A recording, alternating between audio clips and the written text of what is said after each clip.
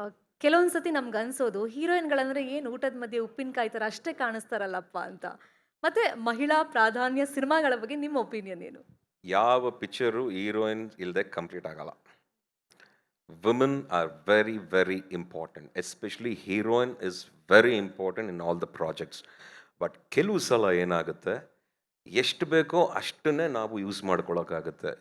Heroine ಇದ್ದಾರೆ ಅಂತ ಅವ್ರಿಗೆ ಏನು ಬೇಕೋ ಎಲ್ಲ ಮಾಡಿಸ್ಬಿಡೋದು, ಎಲ್ಲ ಥರ ಇರೋದು, ಅದನ್ನು ಅಕ್ಸೆಪ್ಟ್ ಮಾಡಲ್ಲ. ಕತೆಗೆ ಎಷ್ಟು ಬೇಕೋ ಅಷ್ಟೇ ಸೀಮಿತವಾಗಿರುತ್ತೆ. So I can't comment too much about these things. ಯಾಕೆಂದರೆ ನಾವು ಕಲಾವಿದರೆ, ಅವರು ಕಲಾವಿದರೆ.